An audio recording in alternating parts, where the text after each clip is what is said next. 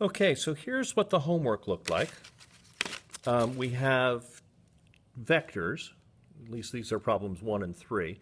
This is 7 centimeters, this is 11 centimeters, this is 73 degrees, and we want to add these two vectors together and then find out what the resultant vector is.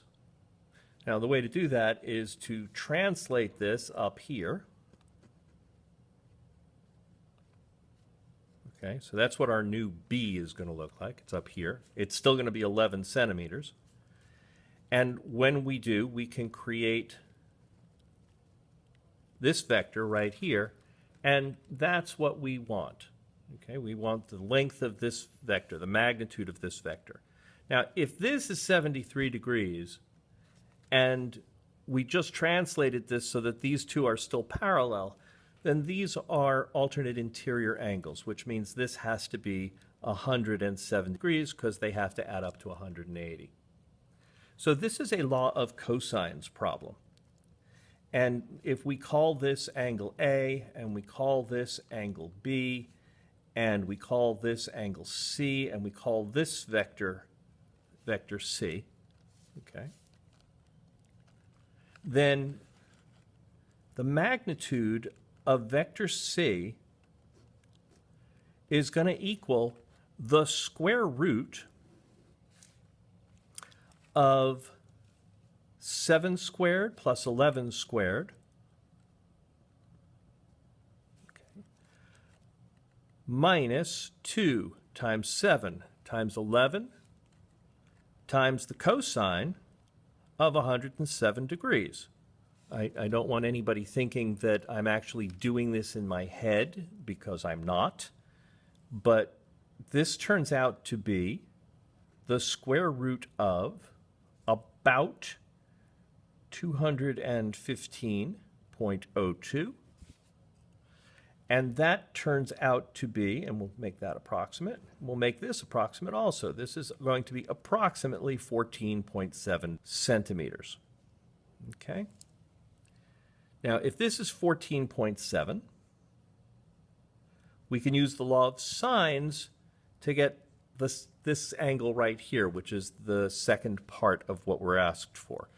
Because this means that the sine of 107 degrees divided by 14.7 is going to equal the sine of our missing angle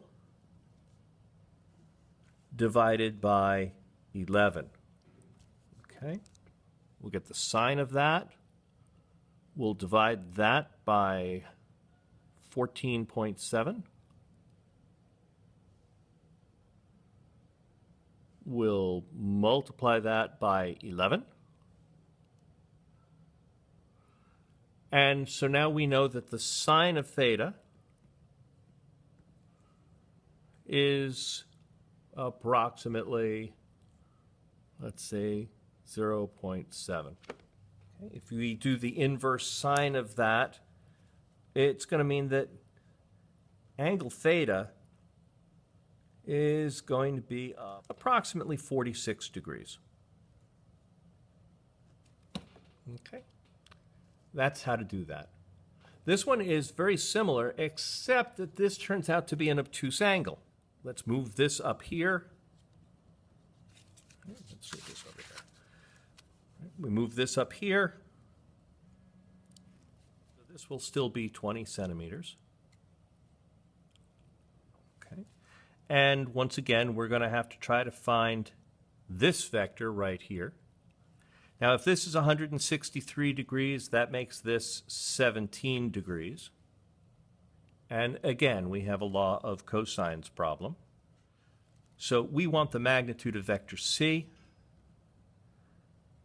And the way we're going to get that is by taking the square root of 9 squared plus 20 squared minus 2 times 9 times 20 times the cosine of 17 degrees. Okay? So what do we know? We know that this, if we do this arithmetic, it means that the magnitude of vector C is going to turn out to be about 11.7. Okay? And what does that mean? That now means we're going to deal with this up here and use the law of sines. Okay, the law of sines says that the sine of 17 degrees here divided by the length of this, which is 11.7, has to equal the sine of this angle right here divided by this number up here, which is 20. When we do all of that arithmetic, it turns out that the sine of theta degrees is equal to 1/2, or at least approximately. Again, approximately equal to 1/2. And we know that 30 degrees has a sine of 1/2.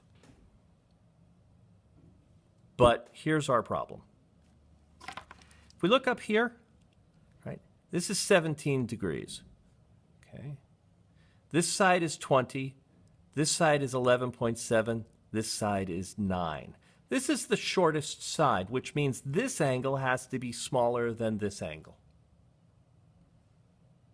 This angle has to be the biggest angle. If this is less than 17, when we add them together and then add this to it, they're going to have to equal 180. This is going to have to be an obtuse angle. So that means the reasonable answer here is not 30 degrees, but 150 degrees. Okay. And that's how you do that problem. Problem 5 has Lucy walking. And she walks due east 100 meters and due south. And then the question is, what is the bearing of her position? Remember, the bearing is actually going to come from the angle of north all the way down to here. This is her ending point. So what is this angle? Well, we can figure that out because we can figure this angle out. Let's just call this theta for the moment. We know that the tangent of theta degrees is equal to 180 over 100, which is equal to, well, actually, let's just call it 1.8. So we know the tangent of theta is equal to 1.8. And that means that theta degrees is going to be approximately 60 degrees. Okay. And that means that this bearing is going to be 150 degrees. Okay, that's the bearing. Now, the next question is, when she wants to walk home, what's the position of her starting point? Right? What's the bearing of her starting point? Well, that is going to turn out to be this angle here. Okay. Now, we know this is 60 degrees. We know this is 90 degrees. Okay. What do we know about this? We know this is about 30 degrees. Okay. And that means that this bearing all the way around here is going to be 330 degrees. So the second bearing is 330 degrees. Now the question is, how far does she have to walk to get back? Now these are all approximate, but this is a 30, 60, 90 triangle. Right? If this is 30 degrees and that's 100, this is going to have to be 200, approximately. So that's the answer to number 5.